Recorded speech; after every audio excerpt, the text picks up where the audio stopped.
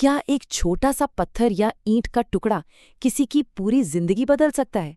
आज के इस कहानी वाले एक्सप्लेनर में हम इसी पर बात करने वाले हैं। तो चलिए बिना टाइम वेस्ट किए सीधे चलते हैं एक रोंगटे खड़े कर देने वाले सीन में। सोचिए, एक चमचमाती बिल्कुल नई और बहुत ही महंगी जगुआर कार एकदम तेज रफ्तार से सड़क पर दौड़ रही है। और तभी अचानक क्रैश जोर की आवाज आती है। एक ईंट, जी हाँ, एक ईंट सीधे उस महंगी कार के दरवाजे पर आकर जोर से टकराती है। कार का ड्राइवर एकदम गुस्से से आग बबूला हो जाता है और पूरी ताकत से ब्रेक लगाता है। सोचिए, एकदम अचानक ब्रेक, टायर जमीन पर घिसटते हैं और कार एक जोरदार झटके के साथ रुक जाती है। कार का दरवाजा खुलता है और एक आदमी बाहर निकलता है और वो भयंकर गुस्से में है। वो पास ही खड़े एक छोटे से बच्चे को पकड़ता है, उसे पास खड़ी एक दूसरी कार की तरफ धकेलता है और जोर से चिल्लाता है, ये क्या बदतमीजी है, आखिर चिल्ला क्या रहा है? तुम्हें पता भी है इस नई कार का कितना नुकसान कर दिया तुमने? लेकिन यहाँ एक बहुत बड़ा ट्विस्ट है, एक ऐसा कंट्रास्ट जो दिल चीर देता है। वो बच्चा, वो पूरी तरह से डरा हुआ है, उसके गालों पर आंसू बह रहे हैं और वो रोते हुए कुछ ऐसा कहता है जो किसी को भी रुला दे। प्लीज अंकल, मुझे माफ कर दीजिए, मैंने ये ईंट इसलिए फेंकी क्योंकि कोई भी मेरी मदद के लिए नहीं रुक रहा था। अब जरा एक सेकंड के लिए रुककर सोचिए, आपको क्या लगता है अब क्या होगा? उस गुस्से में भरे आदमी का अगला कदम क्या होना चाहिए? वैसे अगर इस कहानी के सस्पेंस में मजा आ रहा है ना, तो इसे एक लाइक जरूर कर दीजिए, क्योंकि असली ट्विस्ट तो बस अब सामने आने ही वाला है। तो यहाँ सबसे अहम बात सामने आती है।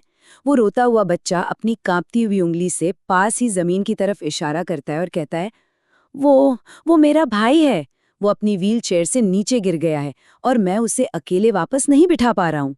वो आदमी देखता है कि सच में जमीन पर एक अपाहिज बच्चा गिरा पड़ा है, जो उस छोटे बच्चे के लिए बहुत भारी है। वो छोटा बच्चा हाथ जोड़कर उस हैरान आदमी से कहता है कि आप प्लीज प्लीज मेरे भाई को वापस व्हीलचेयर पर बैठाने में आप मेरी मदद करेंगे? और बस अचानक से सारी आवाजें, सारा गुस्सा जैसे एकदम शांत हो जाता है। हमारी कहानी की रफ्तार यहाँ एकदम तेज और गुस्से वाली से बदलकर बहुत ही धीमी और भावुक हो जाती है। और फिर इस घटना का बहुत ही प्यारा समाधान देखने को मिलता है। उस अमीर आदमी का सारा घमंड, सारा गुस्सा एक ही पल में मानो हवा हो जाता है। वो जल्दी से आगे बढ़ता है, उस गिरे हुए बच्चे को बहुत ही प्यार से उठाकर वापस व्हीलचेयर पर बिठाता है और अपनी जेब से महंगे रुमाल निकालकर उसके घाव साफ करता है। वो छोटा बच्चा, जिसके चेहरे पर अब आंसू नहीं, एक राहत भरी मुस्कान है, वो कहता है, थैंक यू अंकल, भगवान आपका भला करे। वो आदमी कुछ नहीं बोल पाता, वो बस सन्न रह जाता है और चुपचाप उन दोनों भाइयों को धीरे धीरे फुटपाथ पर अपने घर की तरफ वापस जाते हुए देखता रह जाता है। आइए अब थोड़ा आगे बढ़ते हैं। आपको पता है इस घटना का असर कितना गहरा था? उस ड्राइवर ने अपनी उस महंगी जैगुआर के दरवाजे पर पड़ा वो बड़ा सा डेंट, वो निशान कभी ठीक ही नहीं करवाया। उसने उसे हमेशा के लिए अपनी कार पर रहने दिया, एक पक्की निशानी के तौर पर। और वो डेंट हमेशा एक बहुत बड़ी सीख याद दिलाता रहा। सीख ये है कि जिंदगी में इतनी तेजी से भी नहीं भागना चाहिए कि किसी को आपका ध्यान खींचने के लिए आप पर ईंट फेंकनी पड़े।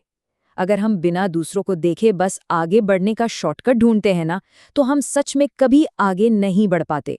ऐसी ही कहानियां हम बचपन में अपनी दादी या नानी से सुना करते थे, है ना? कितनी अच्छी लगती थी वो बातें। ये कहानी भी हमें एक बहुत गहरी बात समझाती है।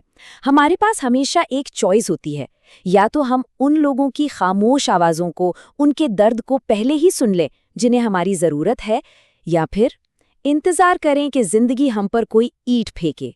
और इस बात को हमेशा याद रखने के लिए चलिए एक छोटी सी मज़ेदार कविता सुनते हैं। जिंदगी की दौड़ में जरा कदम अपने थाम लो, वरना कोई ईंट आकर कहेगी अब तो थोड़ा आराम लो। है ना मजेदार? ये छोटी सी बात हमेशा हमारे जहन में रहनी चाहिए। अब जरा सोचने वाली बात यह है, आपको क्या लगता है इस पूरी स्थिति में कौन सही था?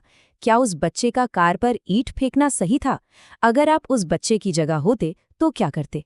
इस बारे में आज घर पर परिवारों के बीच जरूर चर्चा होनी चाहिए और मुझे कमेंट्स में भी जरूर बताइएगा कि आपका क्या सोचना है। तो अगर इस कहानी वाले एक्सप्लेनर ने आपके दिल को छुआ है, तो इससे अपने दोस्तों, परिवार और खास तौर पर बच्चों के साथ जरूर शेयर कीजिएगा, ताकि वो भी इस खूबसूरत संदेश को समझ सकें। और हाँ, अगर आप पेरेंट्स हैं, तो बच्चों के साथ मॉरल डिस्कशन के लिए इस कहानी का इस्तेमाल जरूर करें। ऐसी ही बेहतरीन और नॉस्टैल्जिक कहानियों के लिए चैनल को सब्सक्राइब करके हमारा साथ जरूर दें। तो बताइए, क्या हम सभी अगली बार किसी की खामोश आवाज सुन पाएंगे? सोचिएगा जरूर।